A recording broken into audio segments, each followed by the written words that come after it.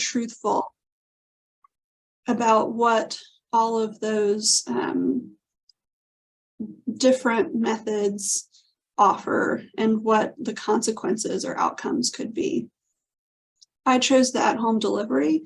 And one thing I really wish I had known is that I could have asked for pain management, but I didn't know. And so I was left alone. Another choice that parents need to be able to make is what choices they get for obtaining genetic results or an autopsy if the child is older. I didn't realize that typically if you deliver at home, you can't get genetic results because what's supposed to come out is tissue if you're so early on as I was. But as it turned out, I did have a baby who was fully formed and I was able to get genetic testing. That's only because I asked for it. Otherwise, I had been told that a DNC was the only way to get genetic results. So please be clear with what each of these choices mean and when a patient can actually get results based on how they choose to deliver their baby. There's also the surgical experience. So if someone chooses a DNC or they're delivering through surgery later in a pregnancy, it's important to give the patient power over when they deliver, how they're going to deliver, and who they'll be with. And I say that because just like you would have a birth plan for any normal birth, any birth that's expected to result in a live, healthy baby, a mom who's going through loss certainly deserves the choice of a birth plan as well. I can't emphasize enough how traumatizing it is to know that you are carrying around a baby inside of you who has died. It's very important to be able to allow the mother to choose then when that delivery will occur so that she doesn't have to walk around wondering for weeks and weeks and weeks about when she's going to get this baby out of her body. For me, my body decided for me, and I was able to deliver at home, although I didn't know when that was going to happen. It happened incidentally about 2 days after I got my ultrasound results that my baby didn't have a heartbeat. But for other women, they don't have that natural delivery, and so DNC does happen later. And then memory making. As I mentioned before, I wouldn't have even thought about taking a picture of my baby before we took him for genetic testing if it hadn't been for another lost mom coaching me through. I think it's so meaningful and important to offer and give choices about the kinds of memories that you can make with a baby, whether you have remains with you or not. There's another mom who did this presentation with us, Kristen, and she had a terminal diagnosis for her baby prior to delivering in the 3rd trimester. And she was able to make a whole plan for in the hospital of what kinds of things she wanted. Fingerprints with the baby, pictures, hand molds, all of these things to kind of capture their moments together. And even for earlier losses, it's really important to think about those things. What can we do to preserve those moments of all of us together as a family?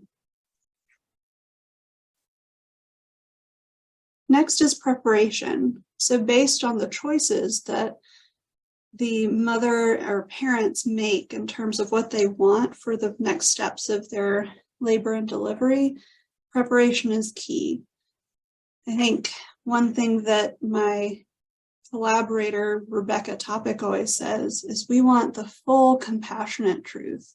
That's the kind of preparation that's going to help us actually get ready to do the very hard emotional and physical work of birthing a baby who is not expected to live. So in preparing, One of the most important things is that you always know who to call. There needs to be someone on call at all times at your institution who can actually answer questions and take action. I say it that way because when I was calling and trying to get a hold of my doctor, trying to get medications or understand what was happening, if it was normal, I always got sent to the administrator. The administrator is not a medical person. They're answering calls like they're supposed to, but then they had to triage whether that call went to my regular nurse, my on-call nurse, or a doctor. And as a result, I rarely got any interaction with a person who could help me in the moment, help ease my mind, tell me what was normal and what was not. So that point of contact is absolutely critical. I also didn't get a good sense of what to actually expect. As I said, I was told that I would have a heavy period, but in reality, I was going to labor with my baby and birth a fully formed child. So it's helpful to have a range, even if you can't predict exactly what will happen in the birthing situation, give a range of what the expectations could be. And perhaps in later pregnancy, whether the child will be born alive or not, what to do if the child is born alive versus not. And then what happens while I wait for all of these things to occur. There's a lot of anxiety in that period, especially, like I mentioned, if your baby has died and you have not yet delivered. For delivery, we want to know, what will it feel like and what will it look like? How will my pain be managed?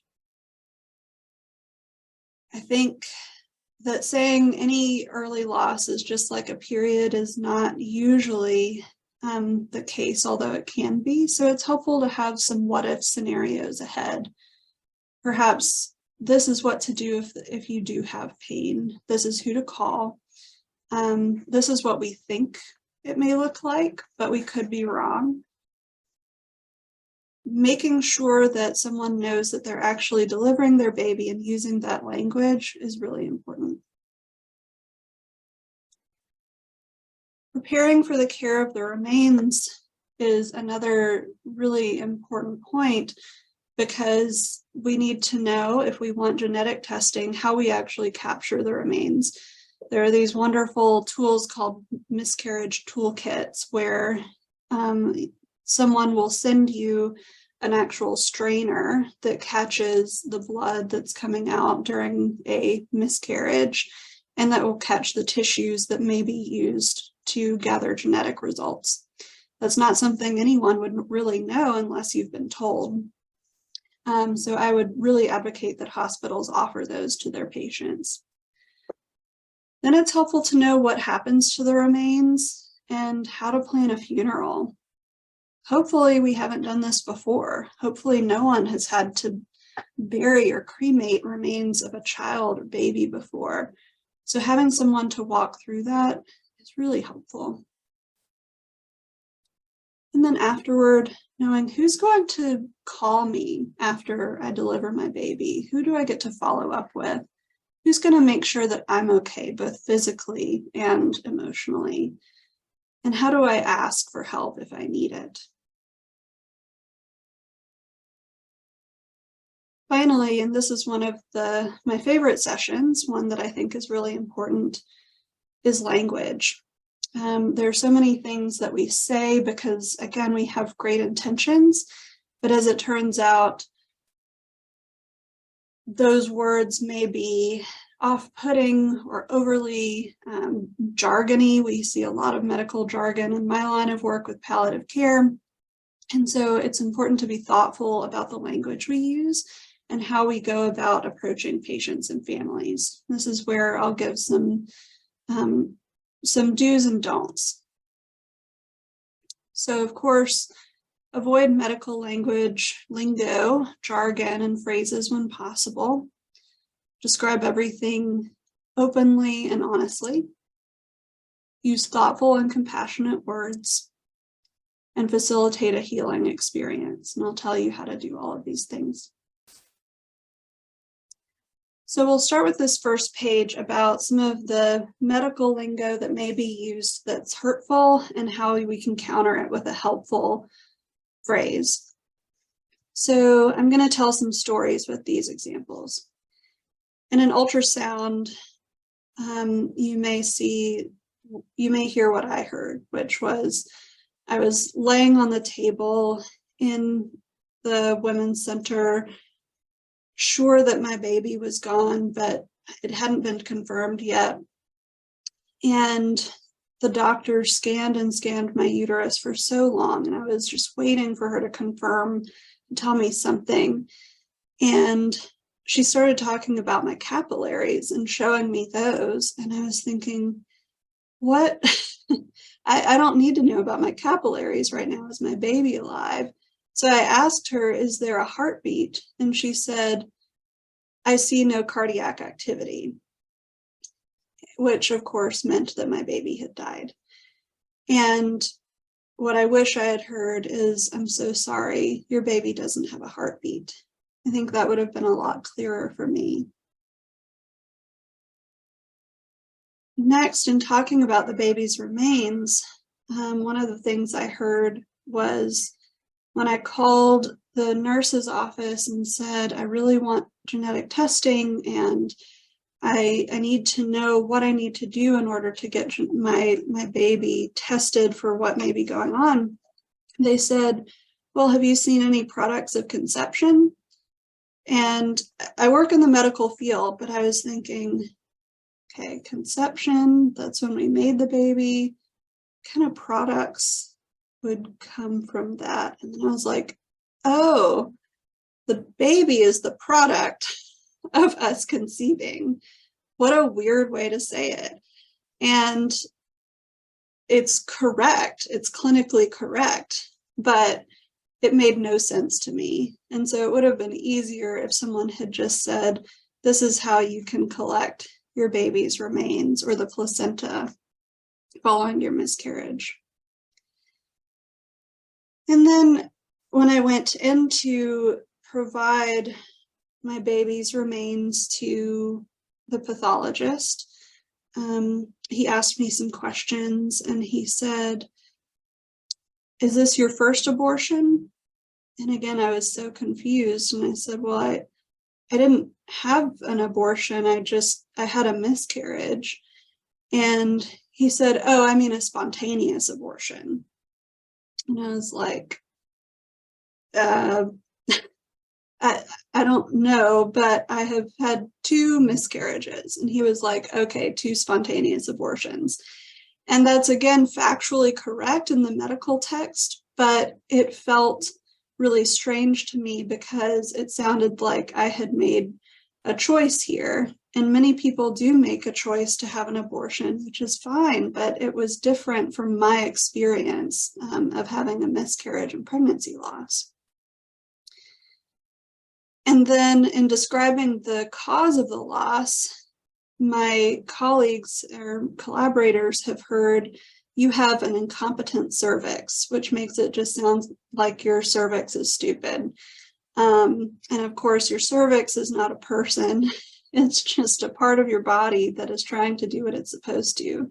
So it makes more sense to say labor began because the cervix thinned. And then chemical pregnancy has always been an odd one for me. That one's reserved for pregnancy loss, I guess, before 5 weeks or 6 weeks. And a loss is a loss. I think that a chemical pregnancy sounds so impersonal, like there was some chemical issue that happened. And so it's just as well to call a loss that was that early an early loss, instead of something that dehumanizes the baby.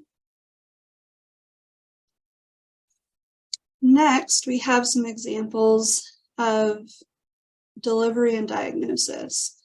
We've already gone over how it can be hurtful to only say that it's like a period. I think that having a baby is just different, and it can invalidate the experience of someone. Saying that it's like a period or you'll just pass some tissue invalidates the experience of the loss. So I would empower people to say you're going through labor so that it's very clear. And then my collaborators have heard, in terms of a terminal diagnosis, that nature took care of it. So you had a terminal diagnosis followed by a loss, and that was nature taking care of the diagnosis that couldn't survive. And saying not compatible with life. What's more helpful is, I'm so sorry that your baby has this diagnosis and you didn't cause it. It's so important to let people know that they were not the cause, even if it's a genetic or hereditary issue. They did not cause the baby to die, because so many people I've met deal with that sense of guilt.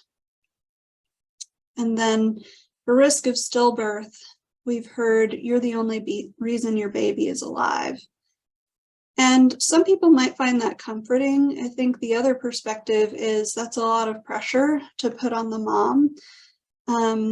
Like she has to be perfect and act perfect, and that once the baby is out of her, the baby won't be alive anymore. It's a lot of pressure. And then thank you for the comments in the chat, by the way, of other people sharing their experiences. What I would rather hear than you're the only reason your baby is alive is we're going to do everything we can to help your baby. To know that even if the baby is alive in your utero and is unlikely to survive long afterward, we're going to care for them all the way through and make sure that they have the best time possible with what they have. And finally, we have a few situations about validation and comforting. I have a friend who had a miscarriage, and when they went in to follow up with the doctor said, "Boo, miscarriages are bad for business." I guess it was meant to be lighthearted, but to me, that's incredibly hurtful. Obviously, this is not it's not a joke, and it's not about your livelihood. So it's just fine to say, I wish you weren't going through this. For normalizing and validating, we talked about this a little earlier, but saying this is common can help for someone to feel like, okay, other people go through this too. But if you just say this happens all the time, it invalidates the experience that this person is having of it happening to them. And so what I would rather hear is this happens to more women than people realize, and it's not easy for anyone. And then in attempting to comfort, saying it was meant to be is usually not helpful, but saying, how can I best support you right now, is you're providing a way that they can tell you what they need, instead of you offering language that you think is helpful but may not be. Yeah, some of these comments are pretty awful. We also had one doctor talk to a woman who was going through a DNC with her pregnancy loss, and the doctor said, "How about I just fill up this IV with a margarita and make you feel better? You haven't been able to have one of those in a while." Again, this is really not the time for humor or jokes. This is a time to pay attention to what the family needs and what's going to help them most. So we're going to talk about a few phrases and actions that lead to a more healing experience. First, this is a piece of free advice for your personal and professional lives. Always stay away from phrases that start with "at least." It's invalidating pretty much every time. Provide delivery based on the woman's wishes. So if they're waiting for induction, try to go with their schedule and what would be helpful for them. If the woman comes into the clinic or is in the hospital following the loss, it is okay to acknowledge that loss. You don't have to avoid it. You don't have to say, oh, I don't want to make this person sad. I don't want to remind them that their baby died. Believe me, you can't remind me that my baby died. It's all of my experience. It's what I know and think about all the time. So knowing that you acknowledge that I'm having pain, emotional pain, can be very healing. And then timely confirmation of the loss. This is what I was referencing when I said that we need to know as soon as possible, even in that moment where an ultrasound is being done, that a loss has occurred. That's what a parent wants to know. Where am I in this process? Has my baby died? If we prolong that process and leave the patient or the woman in a state of wondering about what's going to happen, that is a really uncomfortable time.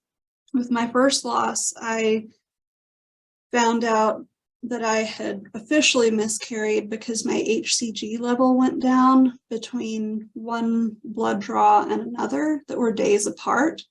And then after that blood draw result came back, it was still days before my doctor called me and confirmed, yes, you've had a miscarriage. So because of my chart, I was able to see that the loss had happened. I knew that HCG dropping meant that I had experienced a miscarriage, but it's not fair to make women wait days and days to find out whether a loss has occurred. In the hospital, be prepared for seeing a baby who has died, seeing a family in mourning before entering the room. A couple of the other tips in the next list are related to that. So be prepared to know that people may grieve differently than you expect and may be having their own rituals with the baby. Offer condolences, which can be as simple as, I'm so sorry for your loss. And then look at the tone of the room and match it. I think we often impose our own grief standards on other people. We assume, oh, I would be so devastated, I'd just be crying and I wouldn't be able to talk to anybody. And then they go into a patient's room, and even with a baby who has died, people are surrounding the baby, taking pictures, joyful for the brief time that they have all together, with some tears as well. And that's okay too. Because everyone grieves differently, the only thing you can do as a provider is match the experience of the patient and the family when you see them.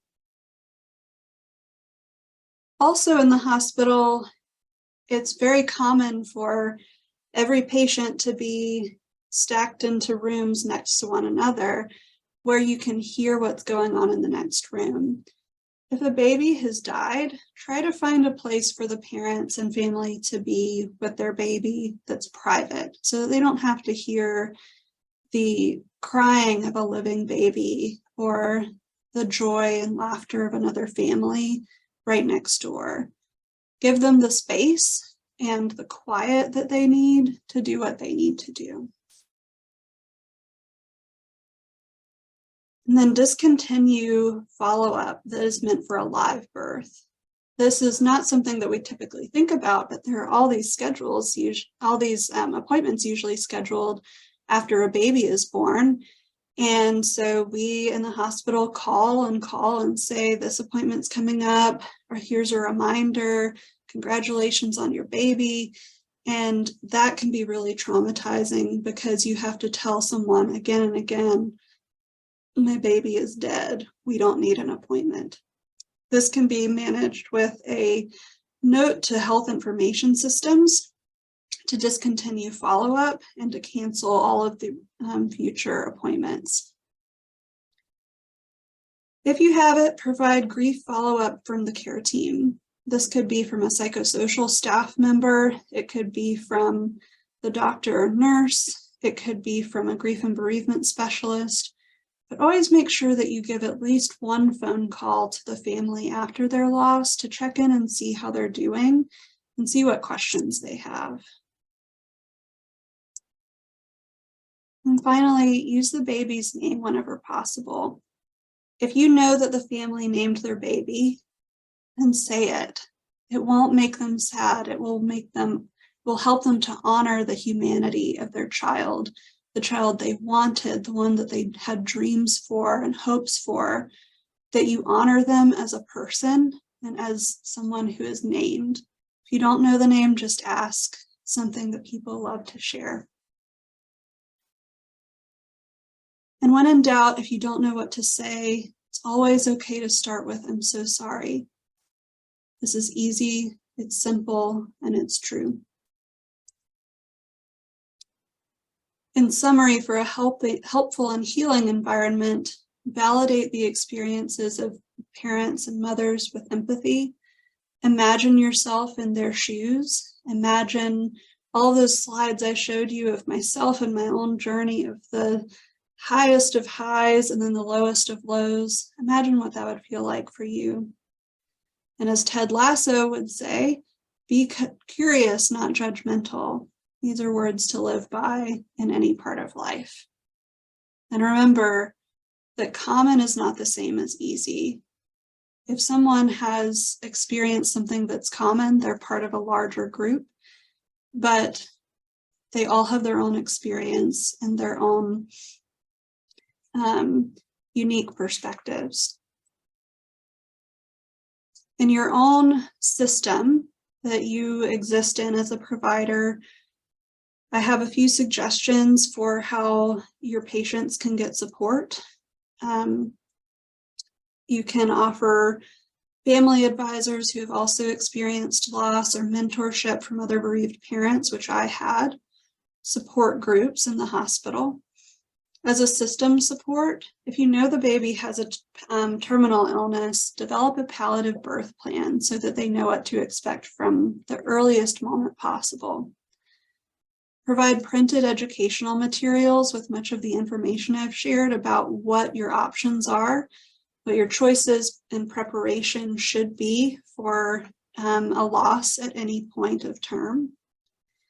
Use your psychosocial staff to provide support as much as possible. That's what we're here for. And allow a 24/7 emergency contact who can actually help the patient and family and answer their questions. For community support, it's a plug for Return to Zero. They have wonderful support groups that are open all around the nation. You can also find local grief groups and counseling or therapy for patients wherever they live. I have some recommendations for educational resources for providers, which perhaps you can look at later when I send out the slides. For you as a provider of perinatal loss, there are so many things that you can watch, read, and follow on social media to help you have a better sense of how you can be most helpful. While some of these books, which are fabulous, are geared toward the parents themselves, reading them will give you a really good sense of what it's like to step into your patient's shoes. Finally, this is an image of how we commemorated our babies, Poppy and Sweet Pea. We didn't have remains because we had sent off Sweet Pea's genetics to the lab and never got them back. And Poppy had come out of my body just as blood. And so we gathered the flowers from my father. He sent these to us after the second loss, and we dried them. And we decided, based on my friend's recommendation, to take a trip to one of the most beautiful places we could think of, the Grand Tetons. We found the perfect spot to release these flowers and let them flow down the river.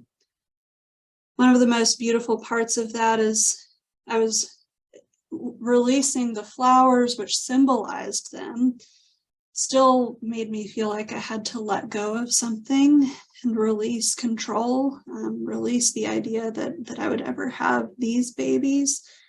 But the river flowed alongside the trail the whole way out of the park. We still had about 5 miles to go, and every time I looked over at the river, I knew that my babies were still traveling with me, that even though they were laid to rest, they were going to be with me wherever I went in my journey next, so I felt less alone. And I hope that the work that you do with your patients will help them feel less alone and more supported, because we can all use that. As I said, nothing takes away the grief and pain of losing a child, but I think all of us can contribute to a better healing experience through the care that you provide.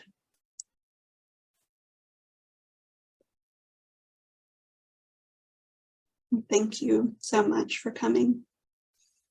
Thank you so much, Claire. So much good info here. And it's really special to be able to hear from someone who is not only working in the field, but also has experienced it personally. It's very, very important and rare and beautiful all at once.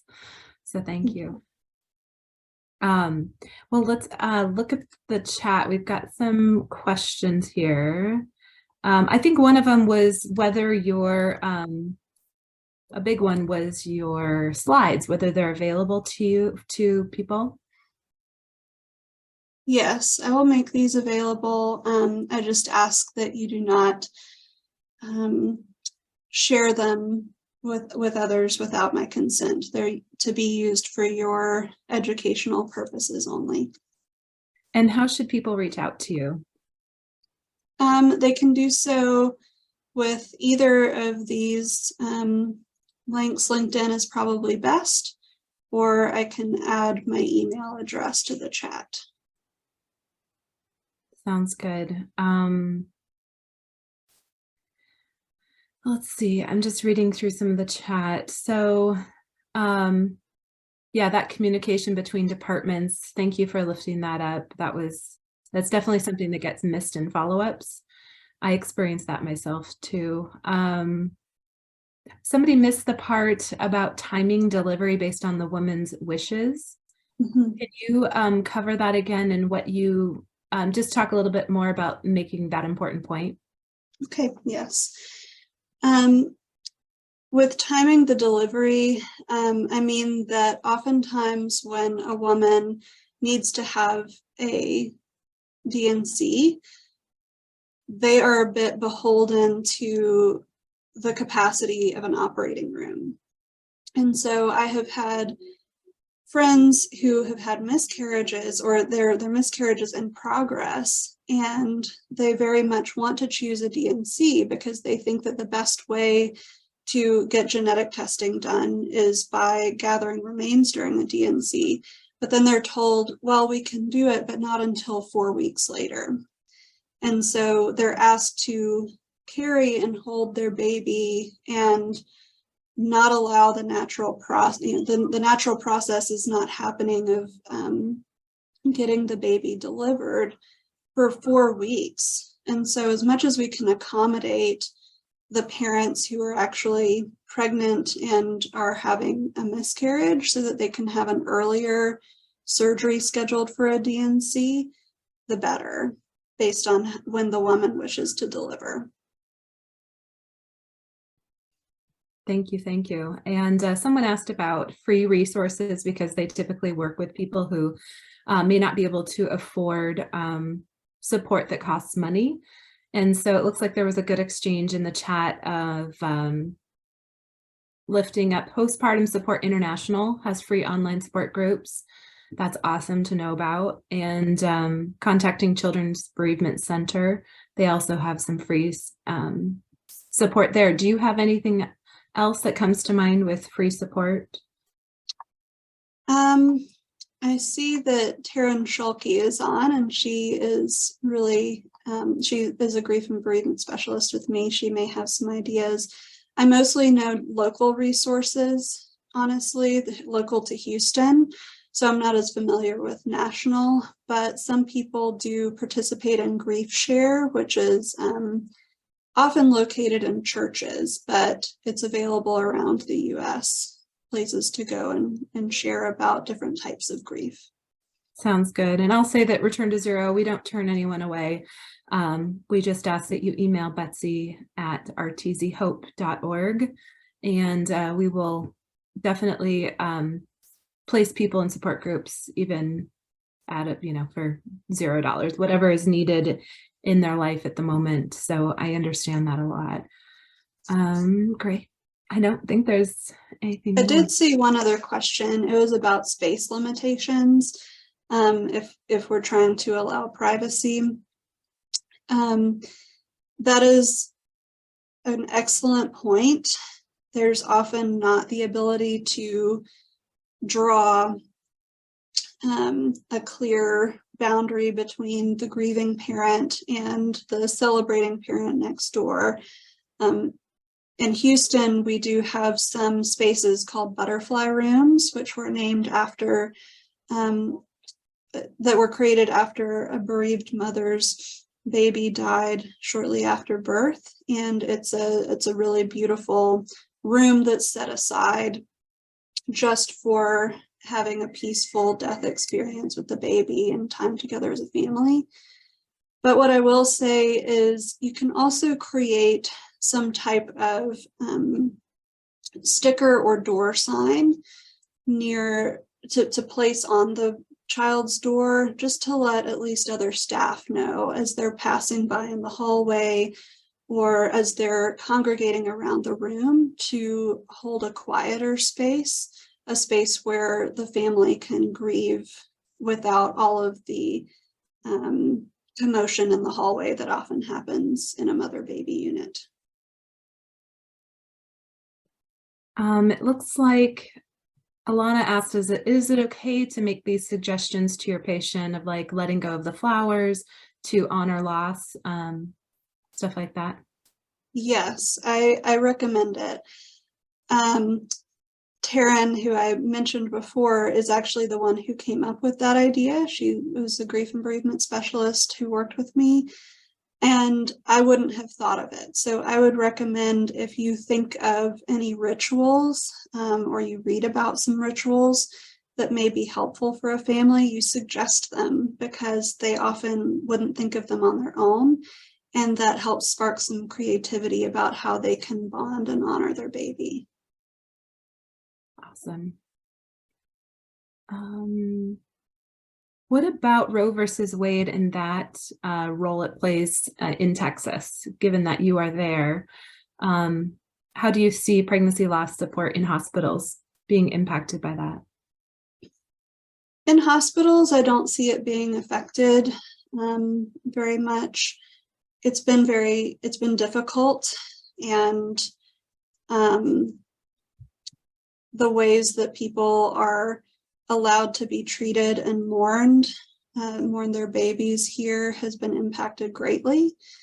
But in hospitals, we are continuing to offer all the same support that we used to.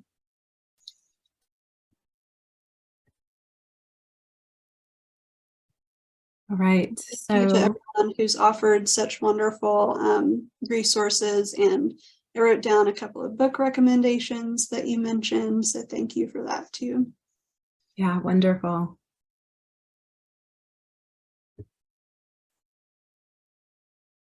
Thank you everyone for your recommendations and your resources. This is really helpful. Well, Claire, thank you for being here. Thank you for presenting, and I'm so glad that we can carry this forward on our website and for other providers at other times if they weren't here today. And yeah, wishing you nothing but the best. And when I end this, we will all go away into our lives, and I wish you a good day. Yeah. And Jennifer, is there a way, do you know, that I can extract the chat messages, since there are a lot of them, so I can see them later? Yes, I will save the chat. I can email it to you. Thank you. And yeah, I have it saved. That's great. Oh, can we get Claire's email, it says? Yes.